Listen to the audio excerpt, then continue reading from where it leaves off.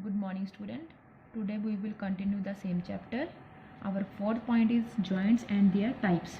It is the place where two or more bones meet or join. Joints are of three types: immovable or fibrous joint. They are also known as fixed joints. Bones are joined together and no movement is possible like skull joint. Slightly movable. In these joints, there is a slight movement like intervertebral disc. Freely movable, these joints can move to great extent. These are covered by thin membrane and filled by synovial fluid. First is ball and socket joint, hinge joint, pivot joint, gliding joint and saddle joint. Ball and socket joint at shoulder or hip joint, hinge joint at elbow joint, pivot joint at neck joint, gliding joint at carpal's joint and saddle joint at a thumb joint. Now next is functions of skeleton system.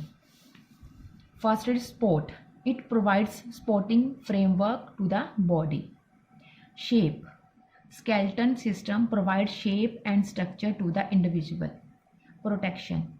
Bones protect the delicate internal organs of the body like skull. Bones protect brain.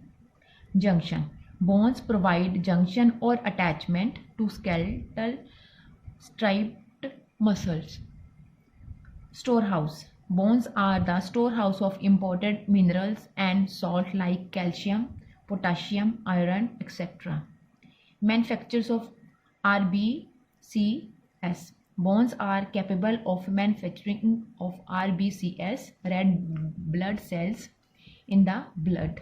That is, RBCS are the manufactured in the bone marrow. Act as lever.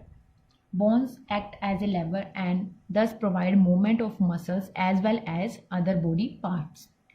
Movement. Skeletal muscles attached to bones give external visible movements to body. Ossification.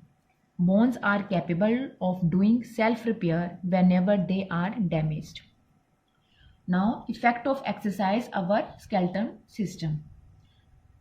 First is strong bones. Regular exercise improves the bones composition. Thus, bones become stronger and slightly stretchable. Reduce bone injuries. Regular exercise reduces the chance of bone injuries. This is because of the slightly stretchable quality of bones which absorb the sudden shock, stress and impact our bones. Ossification improves. A trained athlete has improved ossification process in his body. This leads to proper shape and size as well as growth of bones. More blood supply. Through regular exercise, the blood supply in bones improves. Fast healing. Trained athletes are capable to cure faster as the healing ability of their bones become much faster.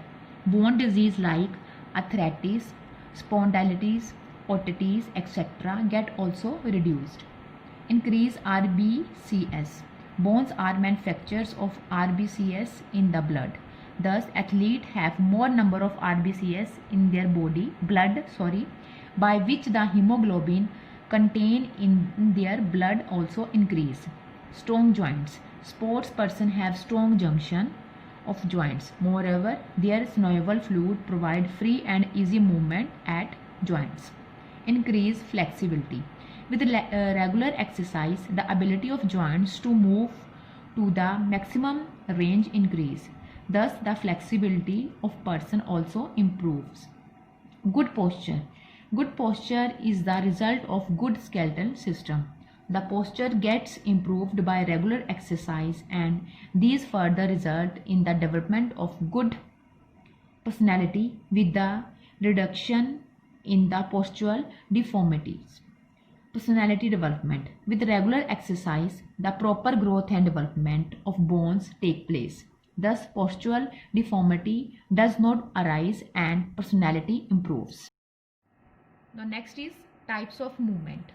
In this topic, we are going to know the different movements we do in our daily life, like flexion, extension, abduction, adduction, and many more. So we will come to know about this movement in this topic in brief. Now first is flexion. Flexion describes a bending movement that decreases the angle between the body parts. For example, bending the elbow or clutching a hand into a fist. Next is extension. Extension, it is the opposite of flexion, describing a straightening movement that increases the angle between body parts. For example, when standing up or knee are extended. Extension of the hip or shoulder moves the arm or leg backward. Abduction. It is referred to a motion that pulls a structure or part away from the middle line of the body. For example, raising the arms up. Next is adduction. It refers to a motion that pulls a structure or part towards the midline of the body. Adduction of the wrist is also called ulnar deviation, dropping the arm to the sides and bringing the knees together are example of adduction. Evaluation. Evaluation refers to movement in a superior direction. For example, shrugging is an example of elevation of the scapula. Next is depression. Depression refers to movement in an interfere direction, the opposite of evaluation. For example, bringing your elbow towards from the side. Internal rotation. It refers to rotation towards the axis of the body. External rotation. It refers to rotation away from the center of the body. Circumduction. Circumduction is a conical movement of a body part. Circumduction is a combination of flexion, extension, abduction, and adduction.